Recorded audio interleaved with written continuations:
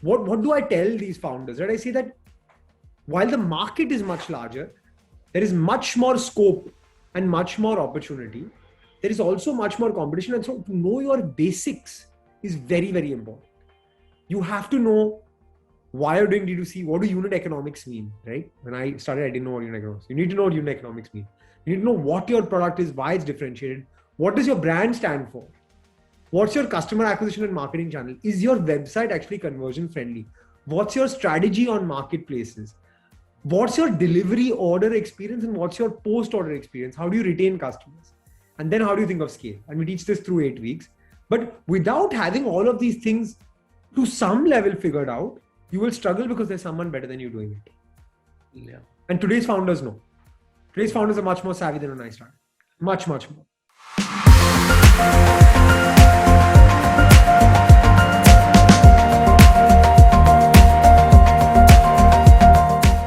So guys, today we have with us Arjun, CEO of Dr Vaidya, India's largest digital Ayurveda brand, which got acquired in March 2021. And currently he's a venture lead at Verlinvest, which had investments in various startups in D2C space, primarily heads up for Tails, Epigamia, Sula, Viva, and lots. So Arjun, welcome to the show. And first of all, wishing you happy National Entrepreneur Day. Happy National Startup Day. Happy National Startup Day. First Startup Day. Very exciting. Yeah. So let me just kick off by asking this, if you have to tell it to all the entrepreneurs today, right? What would you tell them out of your experience, right? What would you wish them on this Startup Day? Look, I think firstly, it's amazing that we have a Startup Day as well, right? It shows where the ecosystem and industry has come in the last 2 to 3 years. And absolutely, I think it's a testament to what's happened. It's a testament to also all the ones that have succeeded and the ones that have failed and the efforts that have gone through to create this world, right? Where the government of our country is recognizing this. So to all of the entrepreneurs, look, I think we are a tribe of people who are building things that disrupt the world together. And so my advice is just keep going. There's a lot more ahead. Right. So it's like, so you would say that, just keep, a lot of entrepreneurs, in fact, I've been reading about that, everyone is mentioning about, entrepreneurship is all about risk. So you just have to keep trying and don't worry about failure, right? Even you just have to be right only once. You have to keep trying. So Arjun, tell us about, like we're going to see a lot of D2C startups coming in India in this decade, right? So what's your take on the decade of D2C? Yeah. The decade of D2C. Right. So, and mostly, especially brands like Mensa, and all these brands which are coming up and a lot of investments happening in D2C startups, right? I think so far it's just a trailer. Abhi main film, matlab abhi baki hai. I mean, look, Thrasio's officially come to India as of last week with Lifelong. Right. So the movie is just starting. Right. And you are taken as a mentor in D2C space. A lot of entrepreneurs I have spoken to, early stage, mostly first time founders, everyone know Arjun Vaidya, Dr. Vaidya, their journey, right? You've done a lot of podcasts, you've spoken a lot about it. So now I want to ask you a very simple question, that like, having built, scaled, and having successfully exited, right, with the brand that you've created, now to build a D2C brand in India, right? What are some of the challenges that a first time entrepreneur, or usually an entrepreneur, faces, right? What are those challenges? Yeah, look, so I'll tell you, Aman, when we exited our business in March 21, my wife and I had grand plans of moving to Europe for 6 months and all of these things, right? So we had planned, we'll book a flight in May, go to London and stay there for 6 months and figure out what's next. Obviously, that was the time of the second wave, right? So we weren't able to go. And so we moved to our house just outside of Bombay in Alibag. And we said, look, what do we do now, right? And both of us realized that, look, we have 4.5 years of learnings, which can help a lot of people who are just starting, want to start, or have started and want to scale, right? And nobody was there to help us in 2016, 17, 18, when we were just figuring things out. And so it took us a lot of time, but also we made a lot of mistakes we shouldn't have, right? And so what we did at that time was write our learnings into a playbook, which we now teach as a cohort-based course as well. So we've taught it in a bunch of places, but now exclusively teach it through this platform called Growth School, which is started by a friend of mine, Web of Cicinti. Right. And we're running our first cohort. We have 150 founders learning from us right now about D2C. And I think what's challenging today is, right, in 2016, 17, the term D2C didn't exist. Right? Today, it's like everyone is talking about D2C. Like in 2017, I should say digital first, online only, not D2C. D2C is something we should read about in US, Europe, but we never knew the term, right? So at that time, if a customer came to buy Ayurveda online, they would buy only from me because there's nobody else doing it, right? Today, what's the difference? There are 10 times the number of customers, but there are also 10 times or 20 times the number of brands. And so what I keep telling the founders in our cohort, founders who come to us for mentorship, must have spoken to 600 founders since we exited our business, right? Help them. I give 12 hours a week to founders, free. No strings attached, 25-minute slots, 24 slots a week for founders who reach out to me. I just give them a link and they book a slot when I have time and sort of take it from there, right? So what do I tell these founders, right? I say that while the market is much larger, there is much more scope and much more opportunity. There is also much more competition. And so to know your basics is very, very important. You have to know why you're doing D2C. What do unit economics mean, right? When I started, I didn't know what unit economics. You need to know what unit economics mean. You need to know what your product is, why it's differentiated. What does your brand stand for? What's your customer acquisition and marketing channel? Is your website actually conversion friendly? What's your strategy on marketplaces? What's your delivery order experience and what's your post-order experience? How do you retain customers? And then how do you think of scale? And we teach this through 8 weeks. But without having all of these things to some level figured out, you will struggle because there's someone better than you doing it. Yeah. And today's founders know. Today's founders are much more savvy than when I started. Much, much more. Right.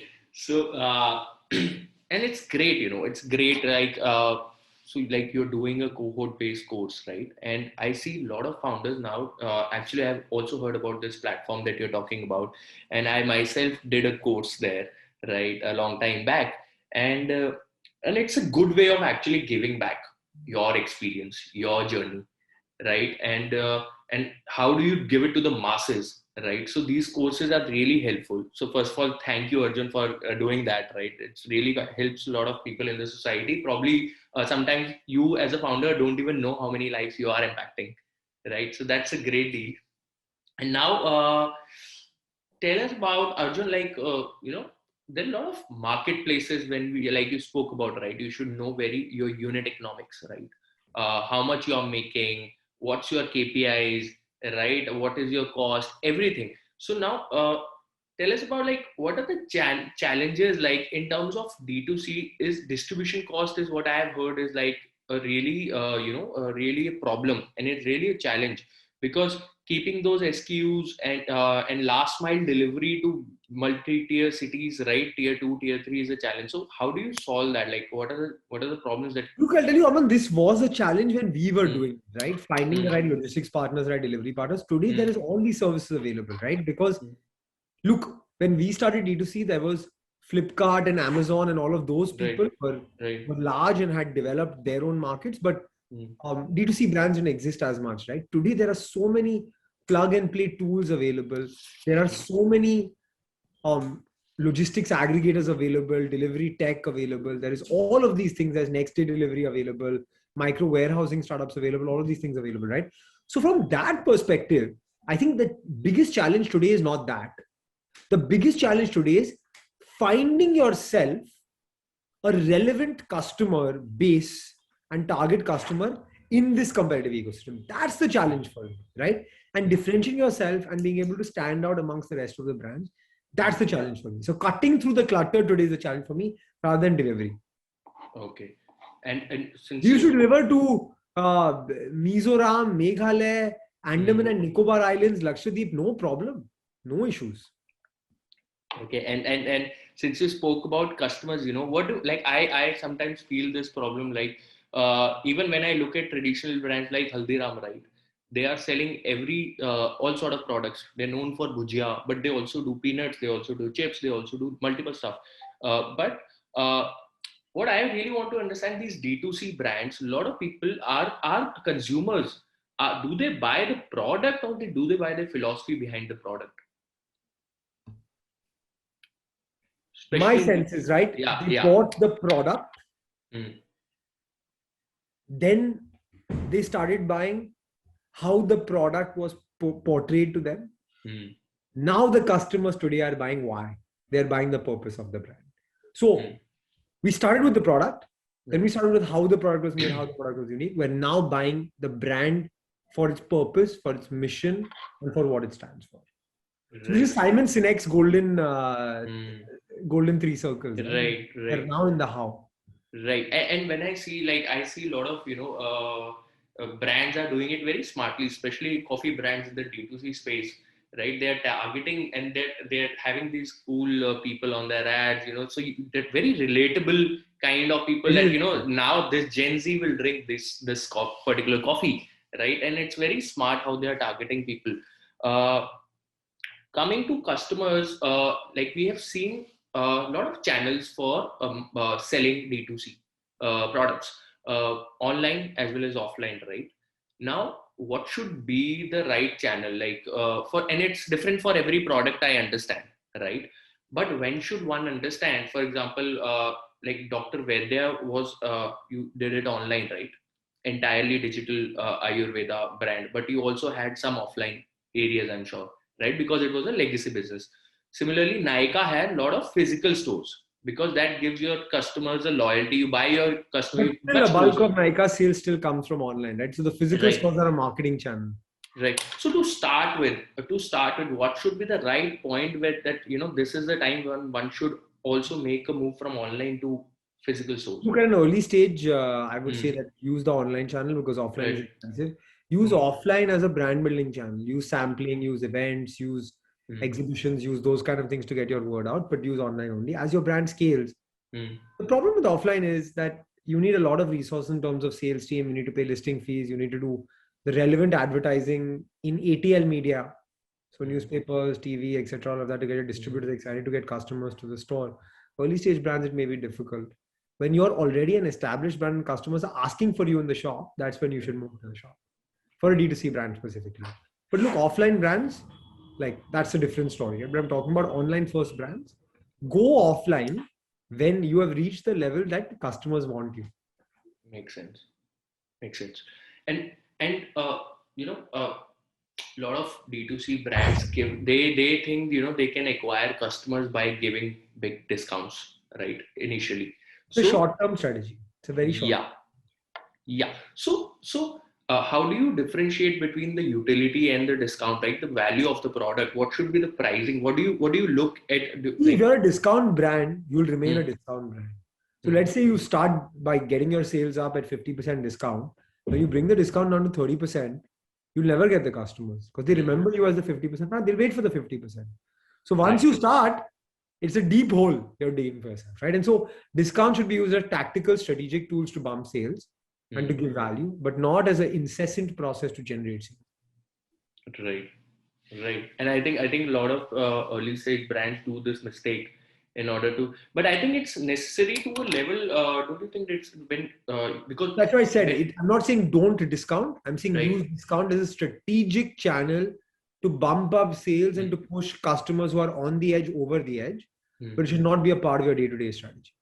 right, right, and especially for an early stage D2C product, I think do you think the discount is necessary because they want primarily their consumers to try their product first? If the customer is buying you for a discount, it's not the right customer for you, right? Let's Mm, say I'm selling a product at 500 rupees and the customer only wants to buy me at 450. mm, Then I'm only going to be bought for 450 and never for 500. So might as right. well make my MRP 450 and move on in life. Right, right. So, Arjun, how did your journey, like, you told me that back then, and I read it on your LinkedIn only, right? Like you mentioned, there was no word as such D2C. Right? You yourself describe your brand as digital Ayurveda brand, like online brand. So, how did you figure out the way? Uh, Obviously, you had everything sorted in terms of products, manufacturing because of the legacy Legacy. of this business that you had. But then in terms of bringing it completely to a startup, getting from traditional to the startup space, how did your family reacted? What was that spark that कि हाँ ये इसको मैं को लेके जाना है यहाँ पे? Look, I'll tell you one thing first. A lot of people think Dr. Vaidya is my family business. It's Yeah. not my family business. It's my family legacy. My dada ran a clinic. My father and the rest of my family actually run the business in the jewelry and watch space. Oh. That is my family business. Okay. My grandfather cured me of asthma, so I promised him I'll do something with the legacy. So after he passed, we had a clinic which didn't have a doctor, had some loyal patients, and a manufacturing facility, and a bunch of effective formulations. No brand. The name Dr. Vaidya's did not exist. The logo, nothing. Understood. It was sold as in Dr. Vaidya's clinic, almost unbranded medicine was sold to his patients, right? Because mostly local. He didn't have to brand himself, right? There were 300, 350 patients walking in every day to his clinic. So why did he have to brand himself? But that changed when I took it on, right? So I think, why did I move online? First, let's get to that one, right? We always started as a startup. So my grandfather had passed and I said, I want to make a new age Ayurvedic products brand. So Ayurveda appeals to Aman. Right? That was my goal. I wanted Ayurveda to appeal to you. So from that perspective, I wanted Ayurveda to appeal to you, Aman. I had to make new age products, right? And so I launched Chawanprash in capsule form called HerboFit and a hangover product called Live It Out. Those are the first two products I launched. Right.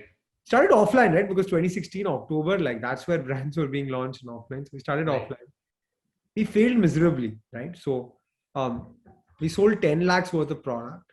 And what I didn't realize is there's a difference between primary sales and sort of what is secondary and tertiary sales. Because I built 10 lakhs to distributors, but distributors had to build to end customers.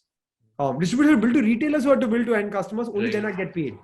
So 3 months later, I got 90% of the 10 lakhs worth of stock that I had put into the distributors back as return. Nobody bought it. Yeah. And then, I mean, it was a big failure. It was a big shock. I was a good student, went to a good college, had a good job out of college. It was a big shock to me, right? Like, what happened here?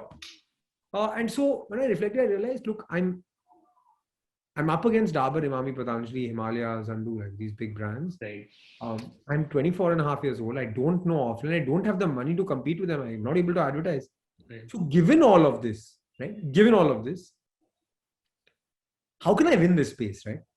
And so I decided that I will not be able to win this space and called back from offline very quickly. That was a really good decision. Very tough one, but very good decision. And from there, we said, okay, if this is not happening, then let's go online. Right? My wife was my girlfriend at the time. She was in the founding team at Nykaa. She had seen online work. I worked in my first job as an investor, spent a lot of time on e-commerce. And so it just seemed like an opportunity that nobody was tapping. And so we pivoted to online in November 2017. Online only November 2017. That's when the real journey, the D2C journey of Dr. Vaidya started. Got it. Exciting. So, how did you ever felt that initial team building for any startup, right, is really very a critical job, right? And like you said, 90% of your inventory, right, products that you were sold, right, would never actually got sold, right, and came back to you, right? So when you decided to go into e-commerce, right, did you ever feel that hiring a team, like hiring could be a challenge? Or did you even face that challenge? Look, I think I've now spoken to so many startup founders. I've invested in 40 companies myself, right? The one thing across the board, whether it's D2C, consumer tech, consumer internet, B2B SaaS, delivery, warehousing, whatever business it is, everyone has the same problem. The problem is like, how do I build a really good core team at an early stage? Yeah. And I think there's no right answer for it. The only thing you have to do, like what I tell founders is, hire for culture, not for skill set. Skill set can be taught, culture can't, right? So pick the people who will fit into your organization and build the culture in your organization and work for your company like it's theirs, work with ownership. That's what you have to look for. And but look, I think every founder across the board that I've invested in, if I was to say one challenge that's common to every single one, it's this one. Hiring. So yeah, I think we have also we constant, and it's like it's never ending challenge. It's like it's never ends, because as a company you always are on a hunt for great talent, right, out there, because an organization is nothing but the team behind it, right? It's the people who build it.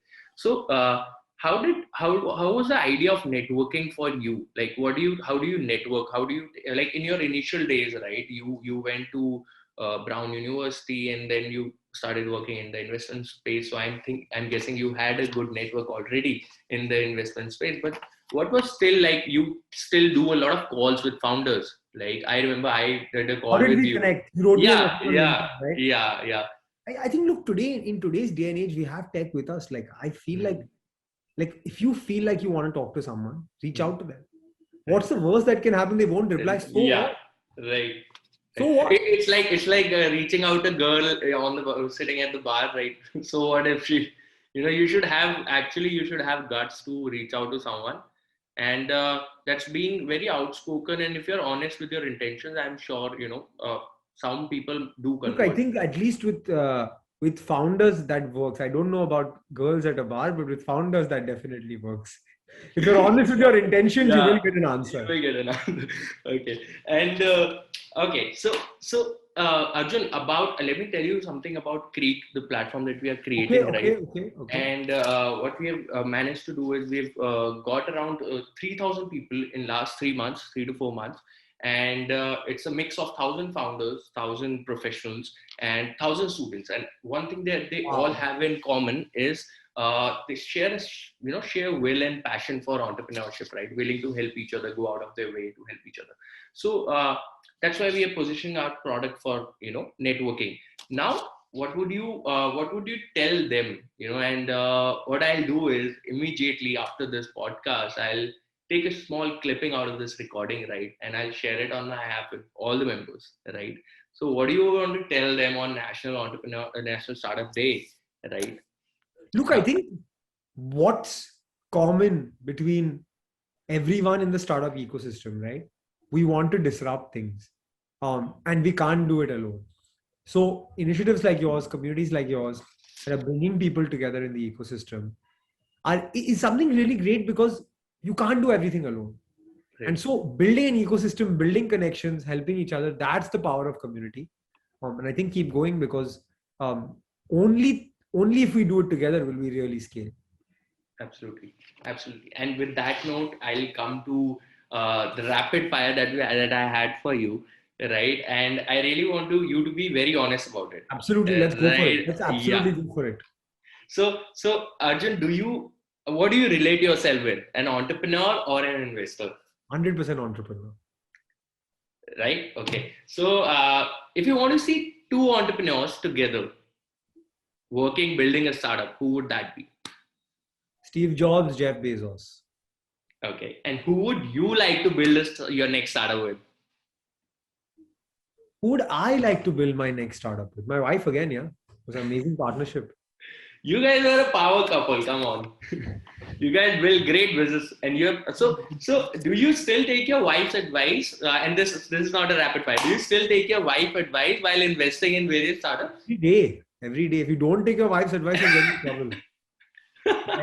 I do. I do. Look, she's really, um, two of the best angel investments we've made, she's made. So I think she gets a pulse. And look, we had the journey together, right? So we've Right. seen everything together. We've built Right. together. She's yeah. And I also a lot of people who follow you on Instagram, right? They know that you do a lot of fitness. You're into fitness. You do workouts. You also do jogs and marathons.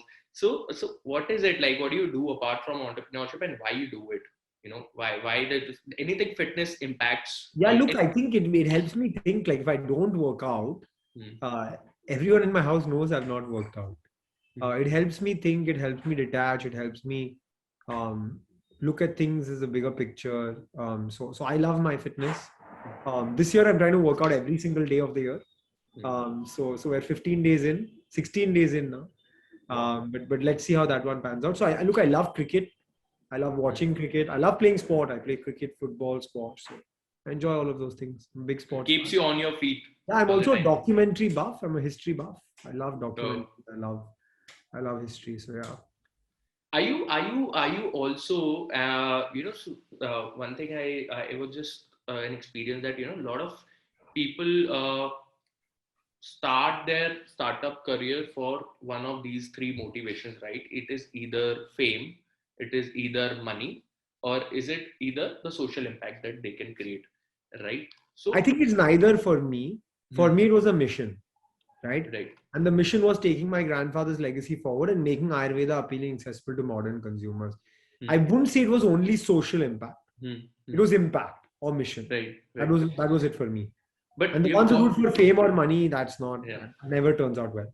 But you've got quite popular following on Instagram, and you've been popular with influencers. So are you thinking of being an influencer, creating content by like, or is it just like you're just creating content and let it go with the flow, Look, whatever I'll tell comes? you honestly, right? Instagram is just a fun channel for me. I don't take it Yeah. seriously, but on LinkedIn, I'm pretty regular, and I don't create content to be an influencer.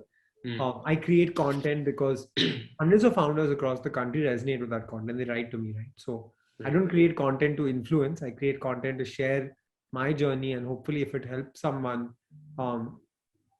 like when I put a post and I get messages or DMs or people sharing it saying it resonated with me, that's the idea. Right? That's the thing. When I get founders who say, "Hey, I was feeling this morning, and now that Yeah. you said this, I'm going to keep going." That's why I do it. Right. And you also do one of your own podcast channel that you run, right? Direct to billion consumers. So, and you have had great guests on the show, right? I have listened to a few.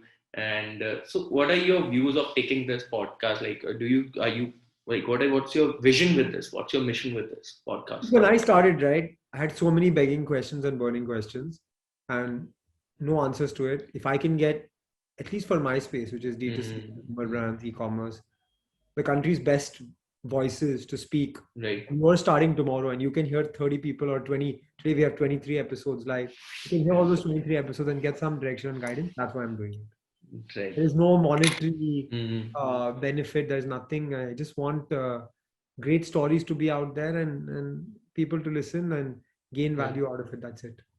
Right. So Arjun, it was great talking to you. Right. Just one last thing. If anyone wants to approach you for a D2C startup, right? You've been an active angel investor as well, like you told us, right? So what would be the right way of approaching you? I think LinkedIn or Instagram, just write to me and we'll find some time to talk. I'm pretty approachable. Right. Okay. Great, Arjun. It was great talking to you. And I think I've got a lot of quick bites from this, a lot of teasers that I could use. And I'll surely message your message of National Startup Day will surely go on my community today. Right. So thank you. Thank you for so supportive. Thanks for having me.